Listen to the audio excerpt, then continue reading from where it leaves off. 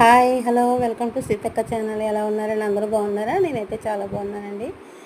ఈరోజు నేను మైసూర్ పాకం తయారు చేయడం చూపిస్తున్నానండి. దానికి కావాల్సిన పదార్థాలు 2 గ్లాసులు శనగపిండి అండి. స్ట్రైనర్లో వేసుకుని బాగా జల్లించుకోవాలి, ఉండలు అయ్యి లేకుండానే. మనం ఫ్రై చేసుకునేటప్పుడు బాగా అన్నీ సమానంగా ఎగుతుంది అనమాట. స్టవ్ వెలిగించుకొని వాండి పెట్టుకునండి, సిమ్లో పెట్టుకోవాలి.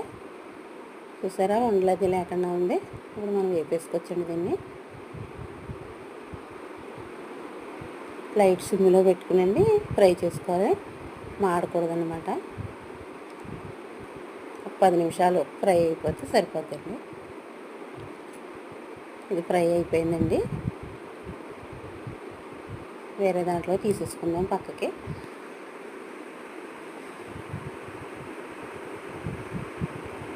అదే బాండీలో మనం పంచదార వేసేసుకుందాం. నేను ఏ గ్లాస్తో అయితే శనగపిండి తీసుకున్నానో అదే గ్లాస్తో 3 గ్లాసులు పంచదార తీసుకుంటున్నానండి.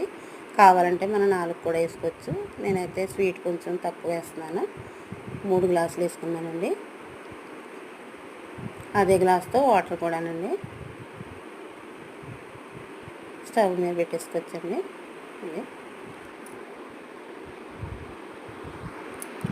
స్టవ్ మీద పెట్టుకుని కలుపుకుందాం. అడుగంట కలపాలండి, పంచదార కరిగేదాకానే, లేకపోతే అడుగున అంటుకుపోతుంది.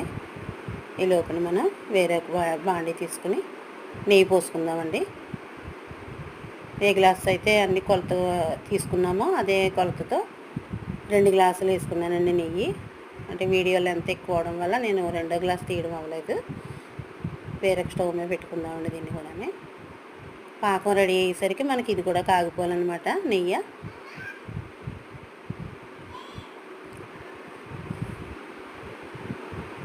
పాకం రెడీ అయిపోయిందండి. ఇలాగ మనం ఒక గిన్నెకి నెయ్యి రాసుకుని పక్కన పెట్టుకుందాం. మైసూర్ పాకం మిశ్రమం వేసుకోవడానికి అనమాట. పాకం రావాలండి, అంటే తీగ నిలబడక్కర్లేదు, ఇలా తెగితే సరిపోతుంది. పాకం అయితే వచ్చేసిందండి. ఎలా రావాలో చూపిస్తాను. అంతేనండి, అలా వస్తే సరిపోద్ది అనమాట. తీగ నిలబడక్కర్లేదు, అలా తెగితే సరిపోద్ది. ఇప్పుడు పిండి వేసుకుని కలిపేసుకుందాం.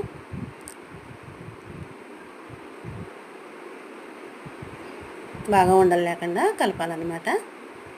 ఇది కలుపుతూ పక్క స్టవ్ మీద మనం నెయ్యి పెట్టుకున్నాం కదండి, అది పోసుకుంటే కలుపుకుంటామేనండి. అది ఎంత వేడిగా పోసుకుంటే మనకు అంత గుల్లగా వస్తుంది అన్నమాట మైసూర్ పాకం. మీకు కనుక నచ్చితే కనుక ఇలా చేసి చూడండి. నచ్చితే లైక్ చేయండి, షేర్ చేయండి, సబ్స్క్రైబ్ చేసుకోండి. నాకు ఫోటోలు పెడతానండి, అంటే ముక్కలు